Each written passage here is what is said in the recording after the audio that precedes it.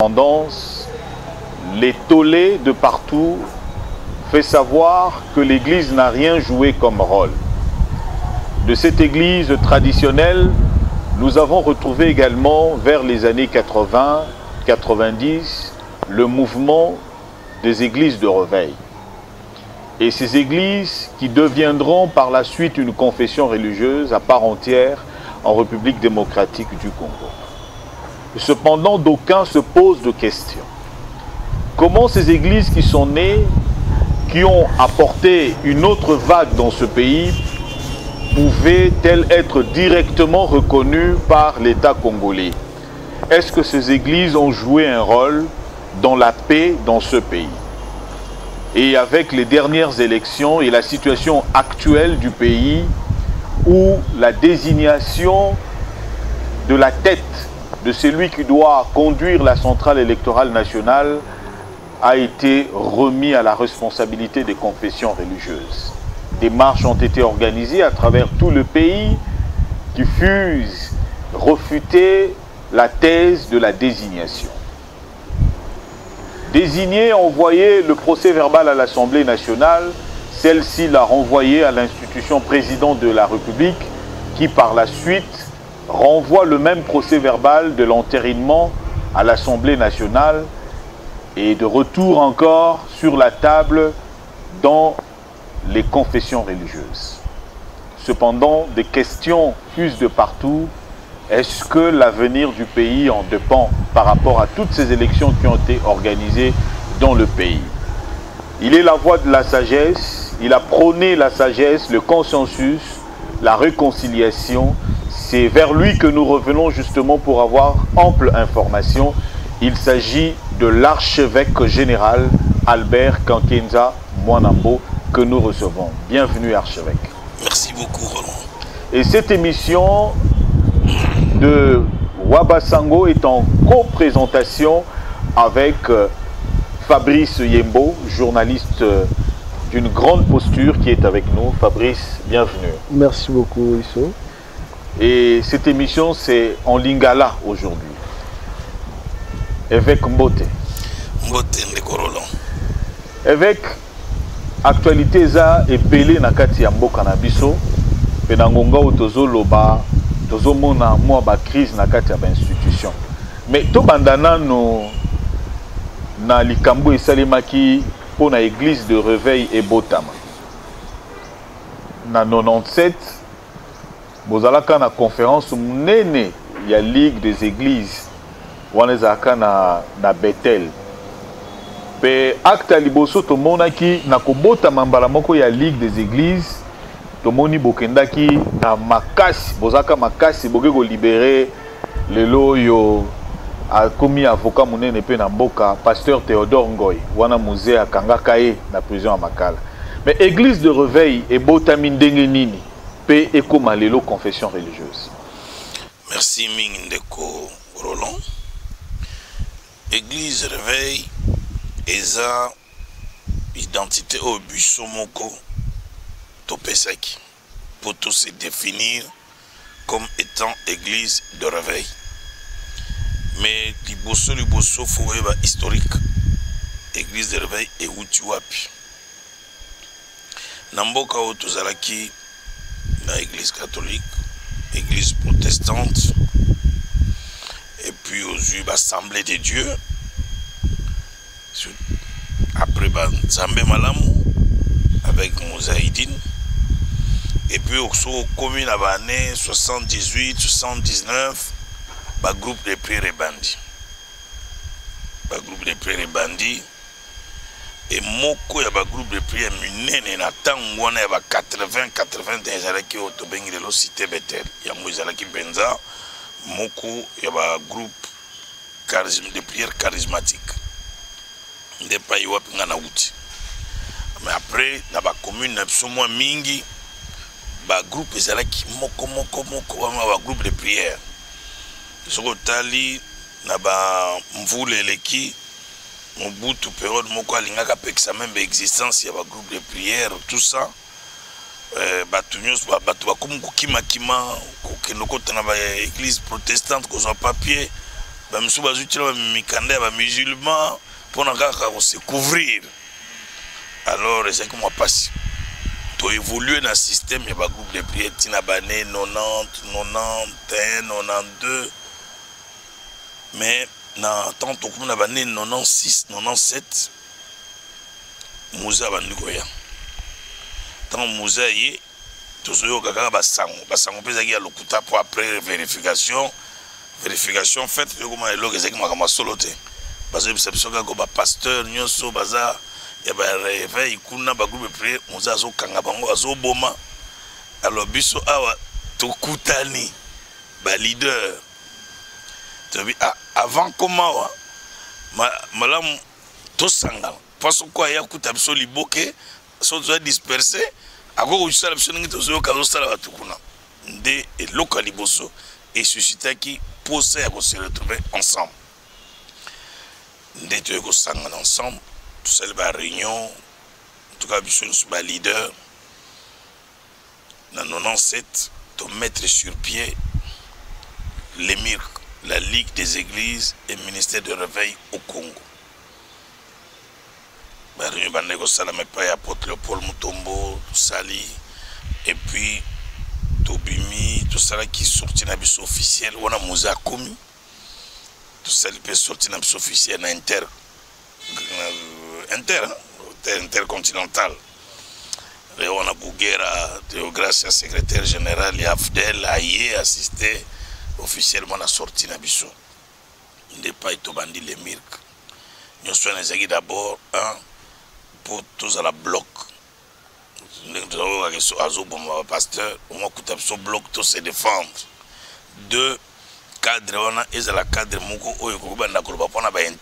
auprès de l'État et auprès des tiers.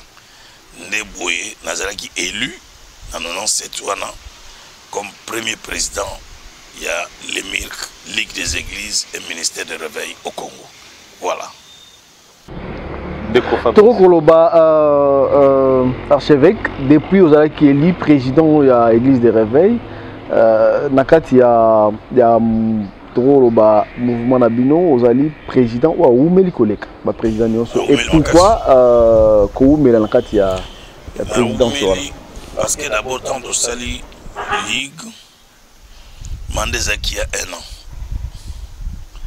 Après Assemblée générale, c'est le même nom. Donc, on a un an dans Salani.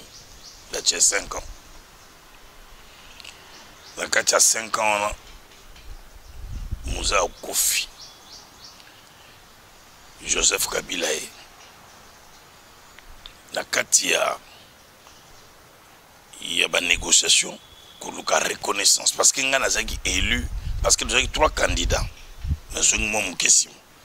Il fallait que le candidat Moko à l'obélo pour voter.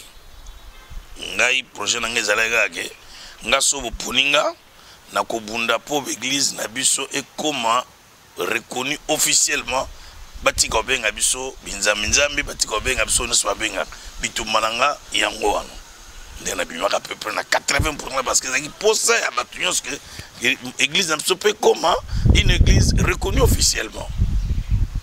Alors, tant que commis en 2001, Tokokutana, président Joseph Kabila, 6 mois après, Koyanaï, Tosengie a reconnaître Bissou. Il venait d'arriver à 6 mois à promettre bon, on a étudié les caméras, tout ça.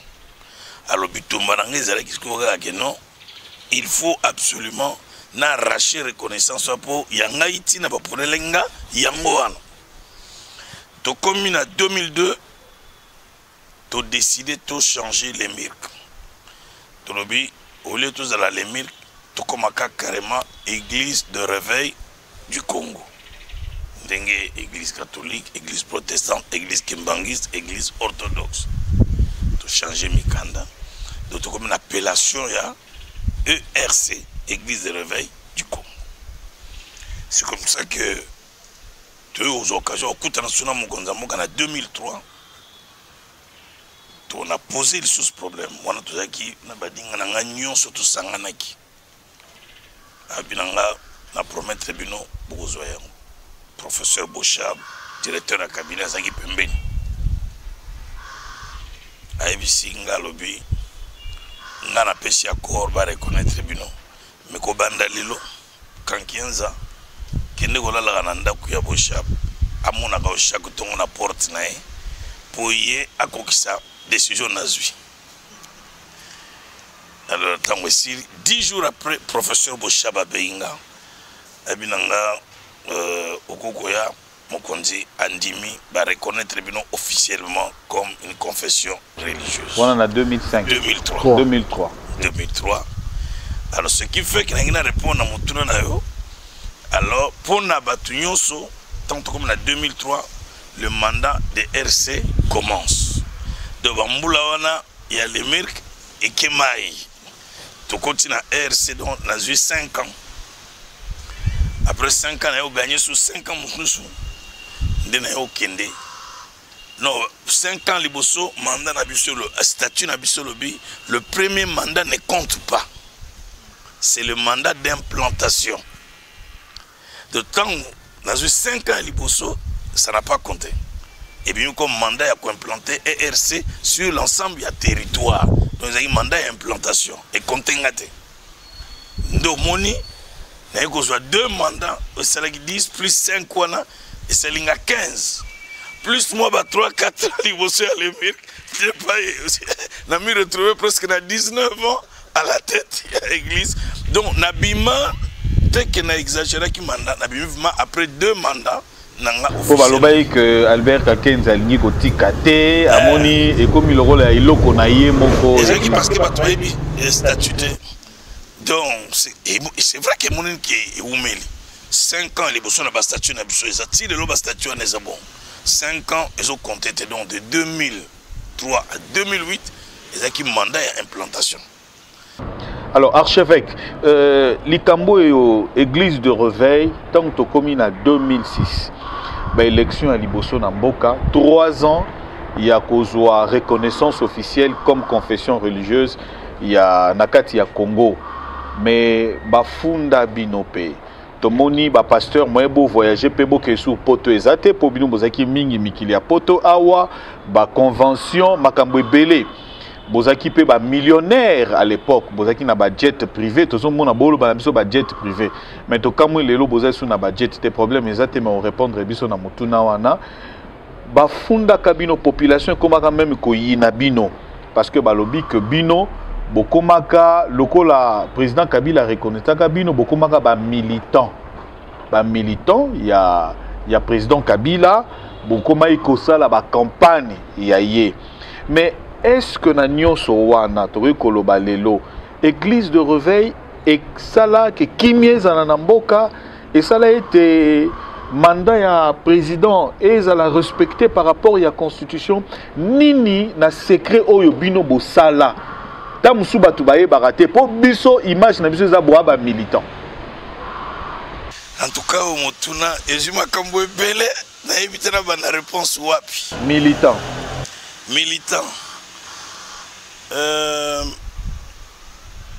Rebe Nekorolan dans Moukili, reconnaissance, la reconnaissance n'est pas de ce monde. Mais on a prouvé président Kabila que cette phrase-là n'est pas vraie. Tant président Yambanga Bisso, tozara presque Bisso tuyo yebiba kombo, kolongo la mutumonko archbishop Coutinho Azaragite. Évangéliste qui a mis na poto mais représenté par quelqu'un avec Wana. Tout le président que Bissot reconnaître Bissot, monsieur le président, Bissot peut tout accompagner, il faut compter sur Bissot. C'est une promesse de ça avec politique est politique est un monde à intérêt.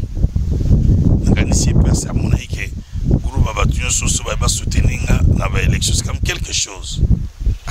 Bissot reconnaissance en 2003. Ce qui fait qu'en 2006, en tout cas, pour ma part, il fallait honorer parole na le président que ce qu'on reconnaît Bissot, Bissot peut tout accompagner.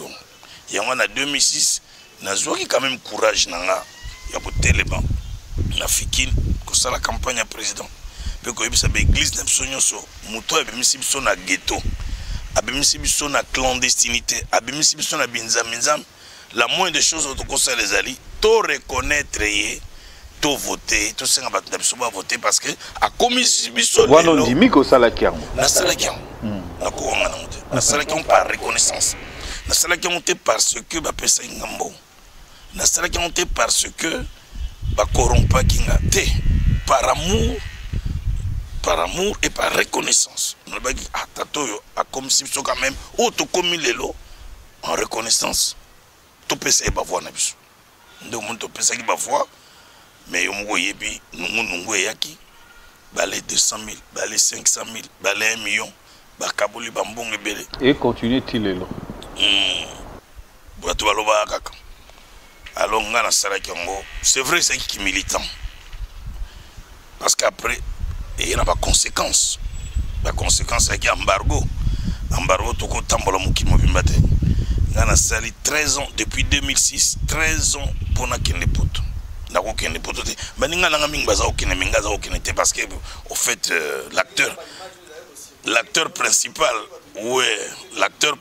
Zaginga 13 ans on a voyagé, j'étais pour le ministère de M. Messin n'a pas voyagé, alors j'ai été bloqué 10 ans nana bana Afrique du Sud natikalo ko mona bonté parce que okinde okitawapi donc j'ai passé donc na reconnaître que na cela qui militantisme.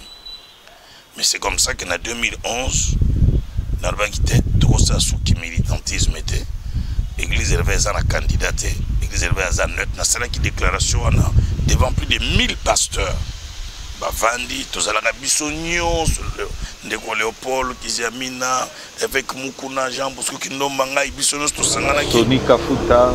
Bissonnion, tout le bail, en tout cas en 2011, pasteur Bavandi à peu près 1000. 2011, tous à la candidaté. Pour nous, pour préserver l'église. Parce que la décision de Nabiso, il y a 2006, écoutez qui cher dans l'église. Bandi mingi balongo l'église. Le pasteur peut mingi balongo qui na RC. L'église peut mingi ba panza qui a cette église il y a il y a évêque général Lelo Soni Kafuta. Depuis le moment il n'y a qu'un insensé qui ne tire pas des leçons. Donc tant tout le monde il faut tirer des leçons. Tout qu'on était en faisant le forcing. Des bandes de politique, forcer kaka.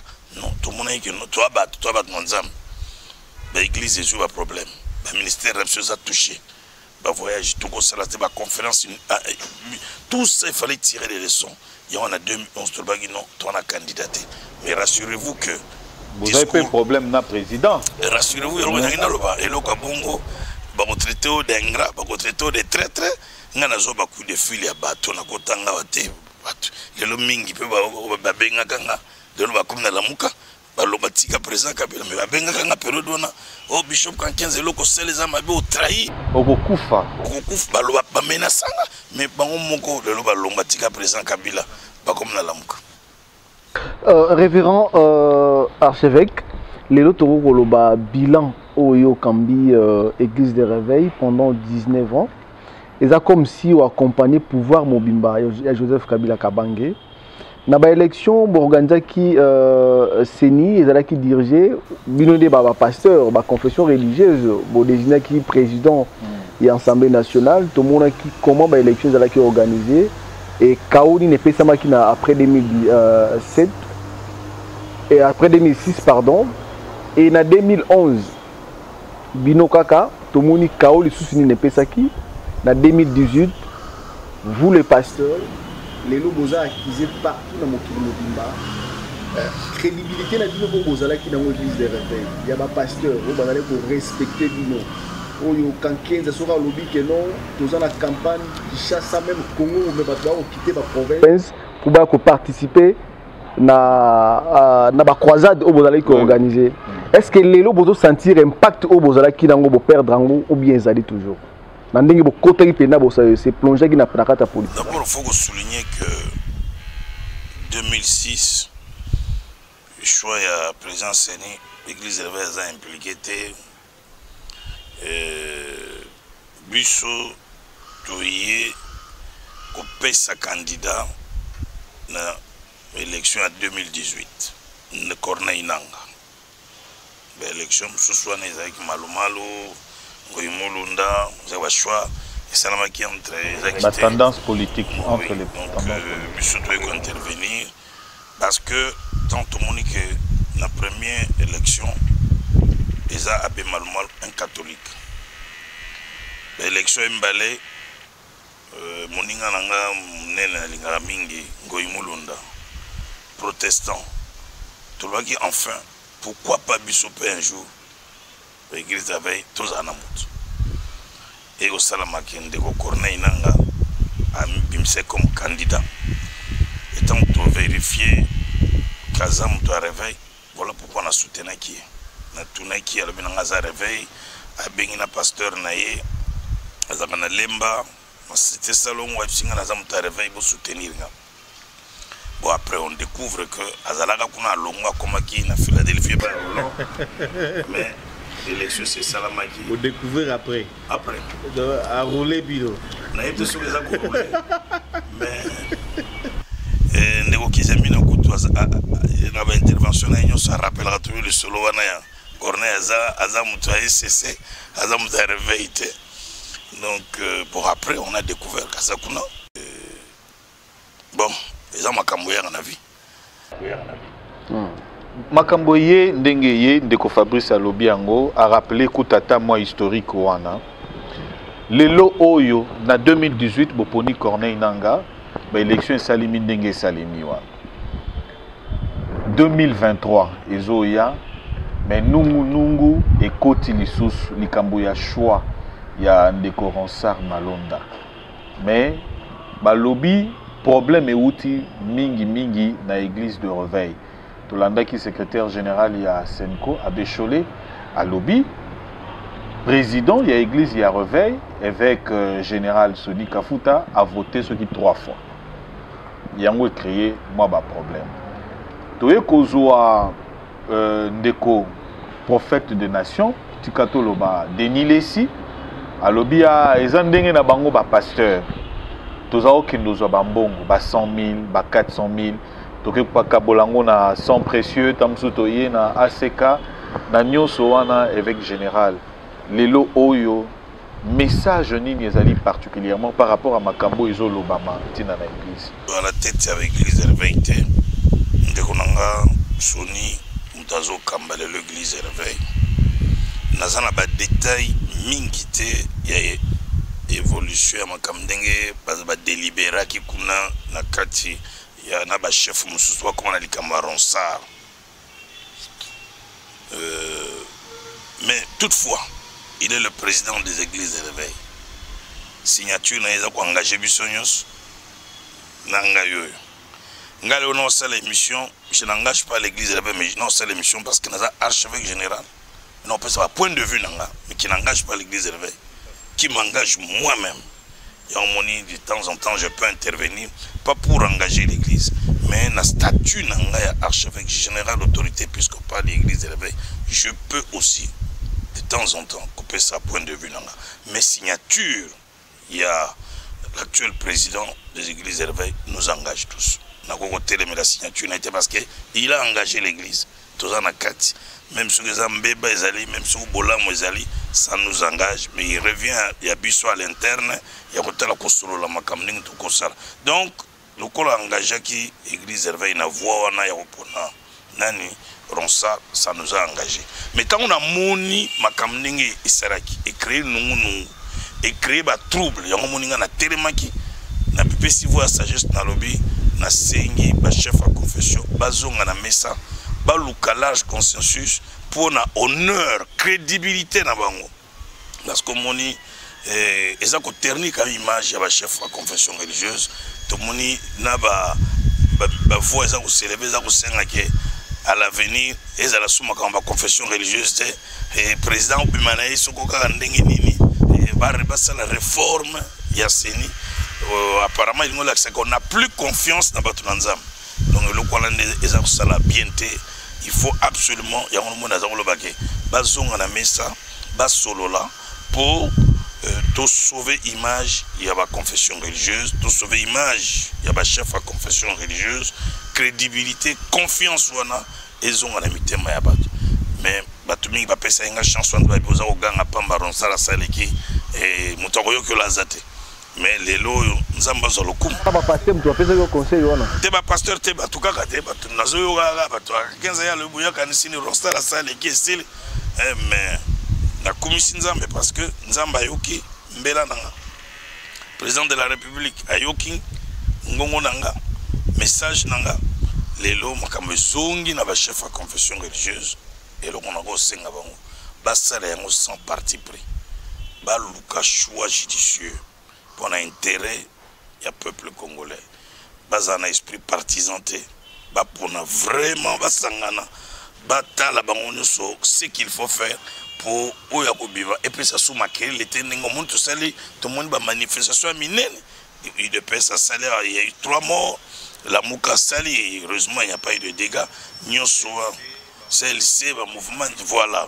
nyonso na pona tuboyi lelo babimisa susu mutu lobi susu tozonga na nzela na balabala contre yango nyonso na kuboma image ya bonzambe kati na ba chef à confession religieuse donc nga sukona kosenga bango eza été lokola makambo zongi na maboko na bango basi dépasser ndenge toyokaki o tribalisme eza na kati o boye o mutu bato baza na camp ya tel basi dépasser na biloko wana nyonso ezala tribalisme ezala ya coterie ya boye ezala politique mais ba privilégier l'intérêt suprême ya peuple congolais. Est-ce que lelo bokoki kosanga lokola bino bozali lisanga ya ba église de réveil kosangana pe koloba parce que ndenge olobi moto oyo ayokaka te azali kaka obezoba soki tolandi makambo manso oyo olobi na kati ya émission oyo e kotalisa keno bokomi pe na mwa bobangi na politique ndenge bokokotaka koponaka mokambi ya seni atako nani constitution epesi bino ndingisa wana. Est-ce que l'église de réveil kokotala te bolobi bon poto boya bosoto to pakolaka bosoto parce que ba o ba kufaki parce que bino pe boponaki président ya seni oyo peuple asepelaki na ete nzoka nde bozalaki na kati ya ba élection o bazali kopona président seni pona nini te kobima na kati ya bayi politique ba ko pakola bino bosoto tango nyonso kotalisa malelo église de réveil ndenge peuple bane kozwa bino lelo yo ozali pasteur oteaka o mona que non ni na bino ekiti quand même muke pour la nini bokote quand même politique non ils ont ba église non to koloba non to lobi église mouvement général oui donc abimana mazaki catholique et même soka zaboyo kana tena na voilà mazaki catholique et voilà ndaki abimalmal moninga nango imulunda protestant donc vu ba expérience on a eu subissat 2006, 2011, 2018 na koki le lokolo ba que ikozala malamu basa na nzamba za landera makambwana ngai personnellement parce que tant on a tel peu choix na absolument cela qui ananga na tel ninge latakinga na tel ninge touché qui réputation nanga touché qui peut et en tamakimba en même temps l'église de réveil na ministère na yo na ministère je me dis que c'est mieux que la musique et ma cambouana côté lango comme ba conseiller ou accompagner bateau qui comme acteur majeur na katia ba décision mongobo. Je pense que c'est beaucoup plus sage. Église de réveil, les loyo Albert Kankenza 18 ans à la tête au PC bango reconnaissance na katina mboka. Mais malgré ba menace, malgré Kolanda Albert Kankenza batu bayokaka Albert Kankenza kobimisa maloba te to kofinga batu te to maloba bosoto te église de réveil bokomi wapi pour lelo yo moko lobby signature ya évêque général Soni Kafute engagé bino église mobimbi bonne église bokomo bimisa maloba ya bosoto boy bino nde il faut bozala au-dessus ba moraliste ya solo bato bako tambusa mboka na ndenge ke kotalisa même langage ndenge bible lobby langage na yo ifezala o eza ko communiquer grâce ezopesa ngolo maloba ya évêque général Soni Kafuta aza libulu ya wese atika eka masuba na ye na présidence de la république mbala misato bapesaka mbongo te ta mwa maloba wana eningisi mwa mokili lelo oyo bozwi décision te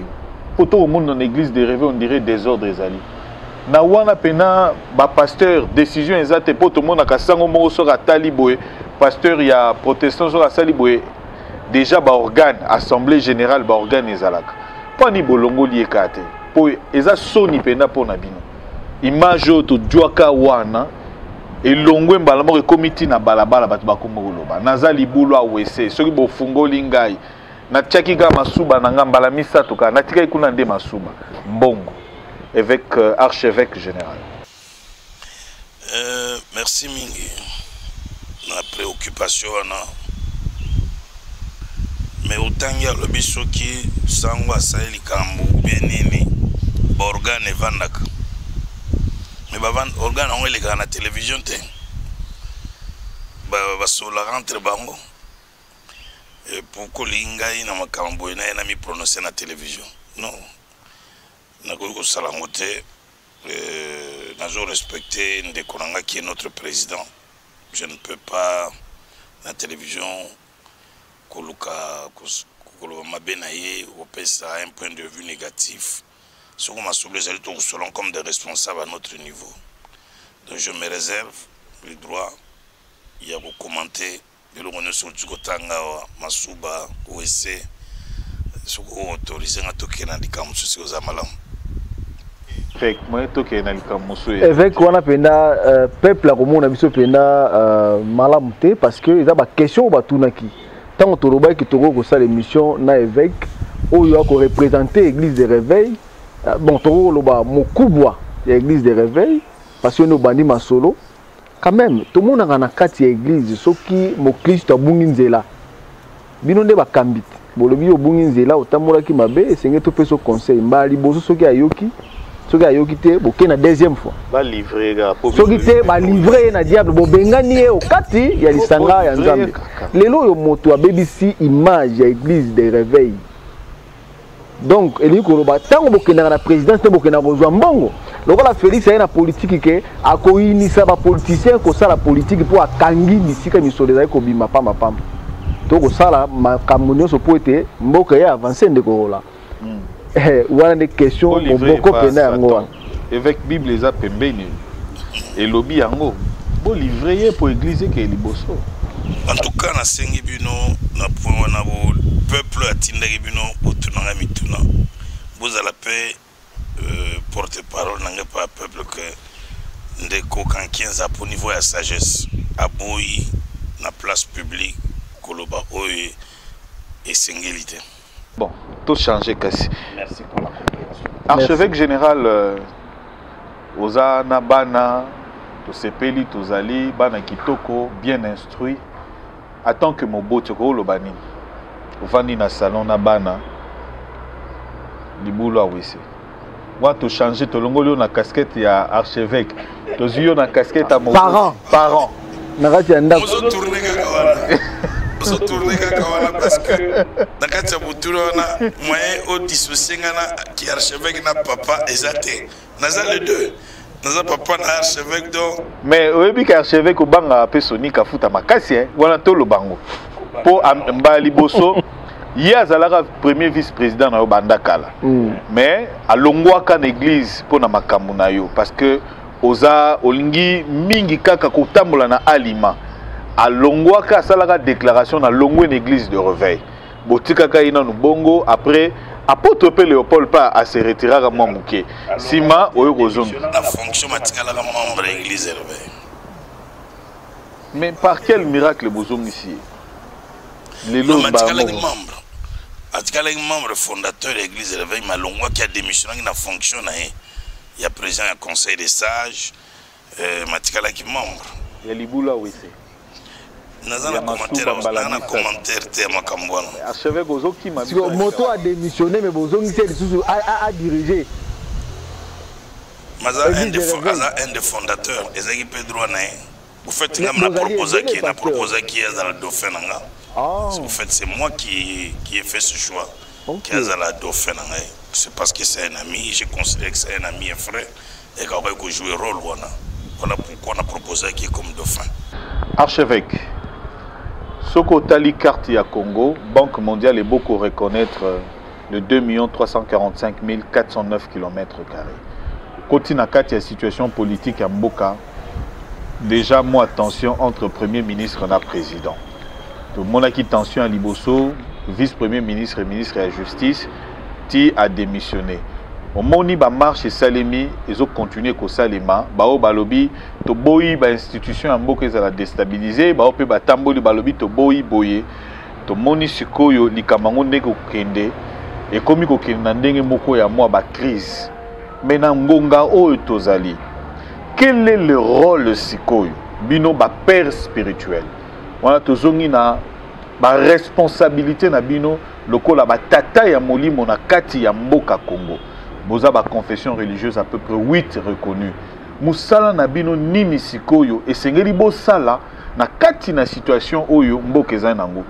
Est-ce que boko yoka mbela ya nzambe te que on dirait makambango ezo jonga nzamba ko zongisa ngo na maboko na bino po ete botala sikoyo ndenge ni mboka ekotambola. Nde place esengeli ba vrai rôle na biso ya batmanzambe et monana.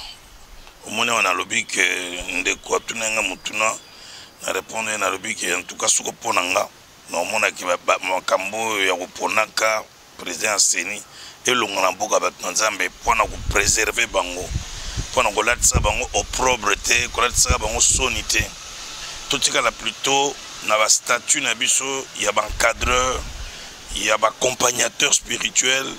Je pense que vous avez malam mingi. Au 8 ans, vous avez dans Sun City. Moko ya ba objectif est la réconciliation nationale. Tant que vous avez na commission, je crois, vérité, réconciliation, le Bongo. Mais une commission qui n'a jamais vraiment travaillé pour ramener réconciliation nationale dans Mboka. Avec le professeur Koutoumi, ça. Ouais, mais si ma et Salama Penzate, donc tout continuer dans l'outil Lelo. Tala Lelo, président Félix, na président honoraire, Basangane Basali, cohabitation. Mais je pense que hier, Basagi adversaire politique à Makassi, belligérant à Makassi, dans la coalition.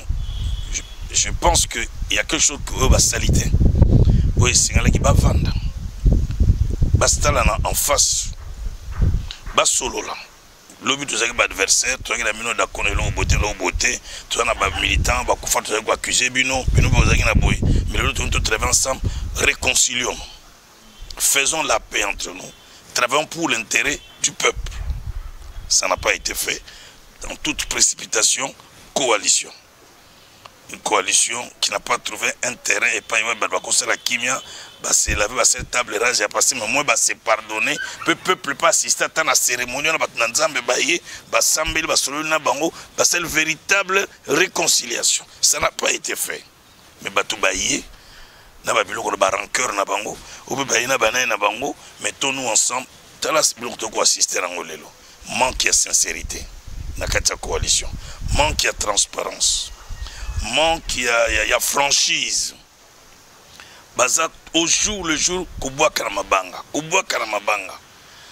Donc, nous sommes que il n'y a jamais eu un dialogue sincère, il n'y a jamais eu réconciliation sincère, mais ce n'est pas tard. Ils peuvent encore se rattraper. Kovanda Kosolola. Parce que sur le lundi, le président Félix Alobi, par exemple, n'a pas fouiné, n'a pas cité. Mais il y a le lieutenant Balobi, il y a mais pour Nabiso, il faut que même Mende pas Alobi en voilà. Ok, pas non. Ah bon, Bolingo fouiné, d'accord. Mais ça veut dire la vérité qu'on va sur élection. Donc, on a que tout le monde va vendre la sincérité de la relation. Donc, il y a un monde qui a pour parce que le pays a besoin de la paix. Le pays est aussi un acteur politique dans la sincère, dans la franc.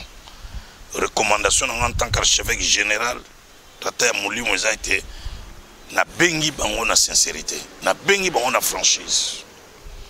Ba solo là, ba yokana. Mais malheureusement, hypocrisie za makasi. Et pas une seule hypocrisie za les aloga kindoki. Et pas kindoki zali c'est les ténèbres. Et pas kindoki c'est la sorcellerie, c'est l'obscurité, c'est la confusion. Alors na modèle makamozo kende et à venir nango ça malongate. Et ça relaxe que ceux qui le sambo peut saler ma caste to que nous soukana li boulot et pas muka mabe pour l'avenir en bouc. Donc ngana sengi vraiment des pas biso batu na nzambe to ko telema ko encourager kimia, encourager dialogue moko il y a acteurs principaux pour nous mener batu na réconciliation nationale. Archevêque ozali nganga mayele lokola baloba mobange oya vandi amonaka mosika koleka elenge oya telemi lelo bino basai na nzambe tokomona soki bozwi mbela message oyo uti na nkolo Yesu concernant nation boko pesaka ngo na betando ke olie kosala démarche kokutana na moto oyo nzambe apesi yo message otalisa ebo solo ndenge nzambe alobi pour atangwa na nzela o te nzamba tiela ki ou bien na mission on nzamba pesa ki lelo ko mona bino basai na nzambe boza exposé to moni avec Pascal Mukuna abandaki réveil patriotique et ceux qui wapi au bien na boloko to moni pasteur mosusu asali message ko tia obe mokonzi ya mboka mosapinaliso au lieu o azali pe mwana na ya molimo kopesa un message wana mais aleki na etando moke abi moto oyo fa kamba mboka forme na biso na destiné Congo ayena no et ali likama te pour na bino ba pasteur na ba message o nzamba kopesa bino est-ce que ezali message ya nzamba to pe ozwi yango na mopanzi moko politique o epesi pour na kopesa message wana boko mona te ko créer bino ba pasteur ba problème pour est-ce que boko bimate na kati ya lisanga politique botika la penaka na makambo ta nzamba. Merci mingi na mutuna wana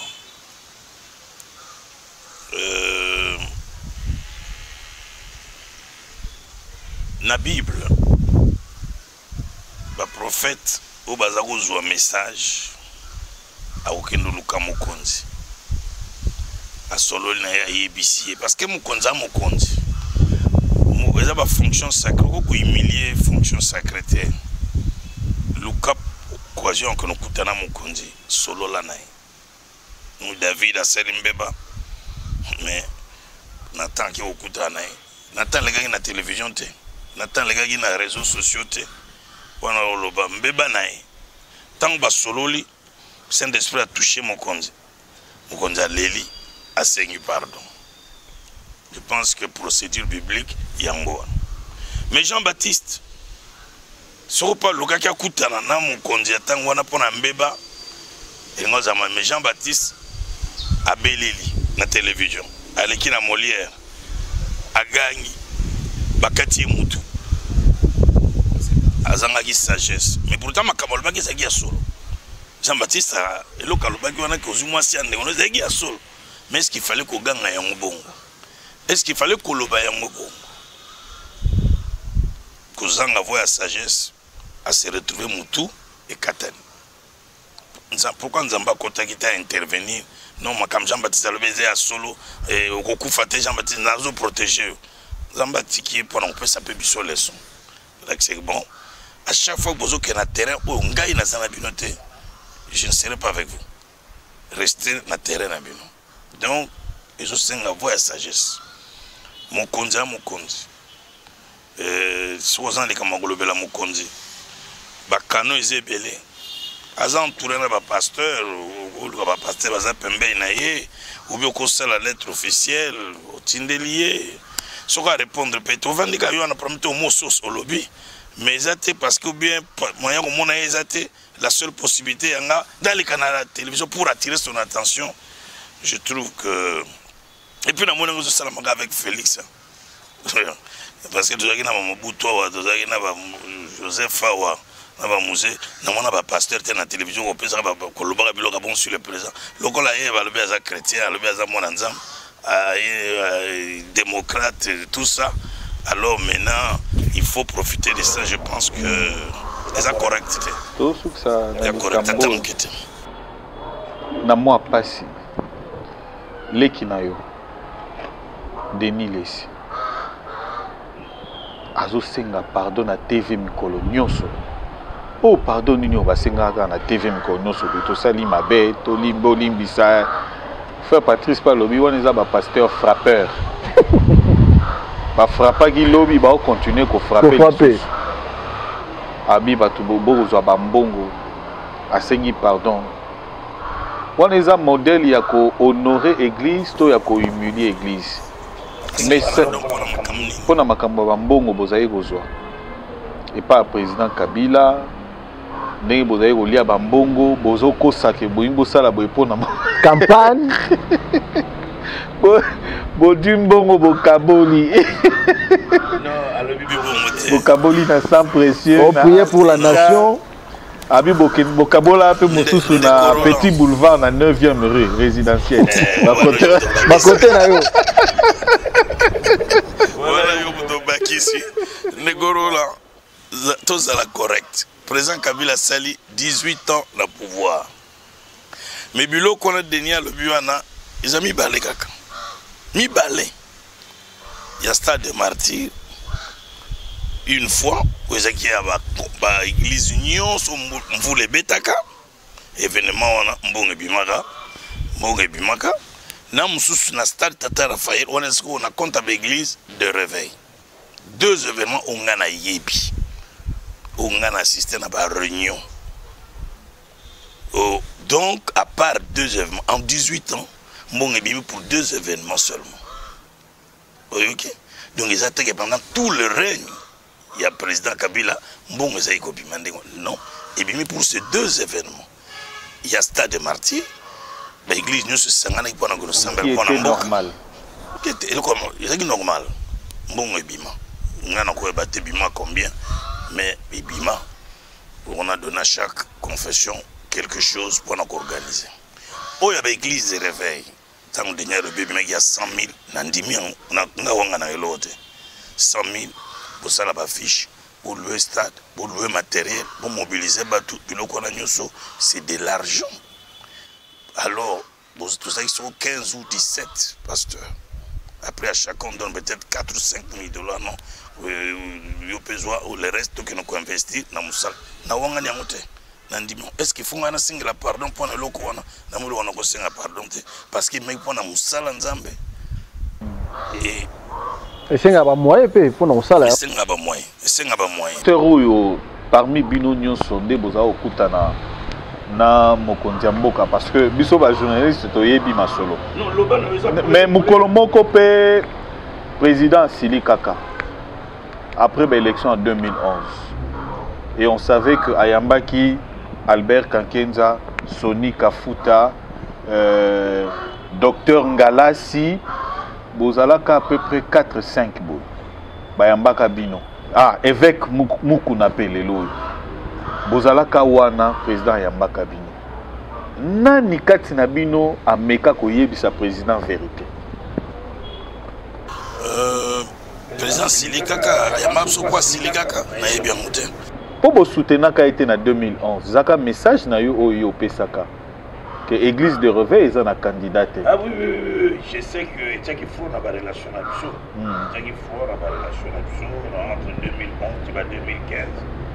Et seulement on a une relation bien clan mobile parce que le cola est très le cola est un ingrat. Mais parce qu'il a envoyé pour sacrifier le ministère. Ma vie, je ne suis pas un homme d'affaires. Je suis un haut fonctionnaire à l'État. Ministère na butibara na ministère ba na otanga ba mutanga sabona ministère so na sacrifier ministère donc c'est na bomi vinanga mobimba donc na tirer qui leçon et on a ba na mine bandela que il n'y a qu'un insensé qui ne tire pas de leçons il n'y a qu'un imbécile qui ne comprend pas on a tiré ba leçon na mona que non na go continuer ko sacrifier ministère te et ndengona lo kezozo ba coup la carrière nangezobe ba vie nangezobe na mona to protéger ministère. Kabila troisième mandat to motombele. Alors sikoyo président yambaki biso na cadre wana taye ko biso na 2015 tant aza ko proposer consultation ou proposer dialogue ezali na bengai concertation aza ko yamba confession religieuse nyonso pour na retourna ba avis na bango parce que amona ke alinya sala dialogue esalamaki na cité Union africaine. Est-ce que vous êtes d'accord nango nda yambaki pe biso à l'occasion. C'est comme ça qu'il y a eu 4 ans après, 5 ans après, parce que je ne l'avais plus vu, la relation avec Malamouté à cette époque. Et à cette occasion, la question est qui nani quoi le bel qui est vérité. Vérité pour la troisième mandat. Est-ce qu'il faut que le bango en a TV? Oh, c'est racheté, tu vas au Lobaki, au Lobaki. Tu soutiens qui démarche, il y a dialogue, tu soutiens qui en tu encourages qui en haut. Et puis malobagno sous mutasolorna mon konzo yo le bon la télévision té déjà quand même Jean-Baptiste était na lobela qui président makam mais na ko on a TV té le parce que ça sur na pouvoir té to va na profiter ko baba ko biso to yebi bozai ka mi balé boloba vérité na président to lobaki na président makam to lobaki na makam mais na ko loba on a télévision té to mi balé batika la ba militant na koki kolo ata yo boy mais biso to yebi yango vous gardez quand ndenge boyebi mais yo ko kolo bango yo mo bino bozu militant botie le sous président église de réveil militant sous la prison to sukika wana archevêque général. Merci à Nakoyamba Biso. Ndeko iso ndeko na bango aza na prison. Est-ce que si baki otala en tant que lisanga de l'église de réveil balobi que non moko biso na likama ayo be na prison. Est-ce que démarche nino ba pasteur ba sali pour na pasteur évêque moko na na prison? Oui, mais on est actuellement tourné autour de l'actuel président, c'est le président. Il me donne une initiative, on est au rassemblé peut-être bateau. Moi je ne suis plus présent, je peux faire des démarches dans la personnelle. Nassina Tindela qui est Maloba, et puis un jeune frère qui s'appelle Abel Mouepou, Tindela Maloba qui est semaine prochaine, donc in a prison. Nous allons vous accompagner. Merci. Voilà, donc je rappelle aussi que l'évêque général a joué un rôle important, bien que les gens ne le reconnaissent pas, pour la libération de l'archevêque général Albert Kankenza. Un rôle très important pour la libération de l'archibishop Coutinho Fernando. Donc,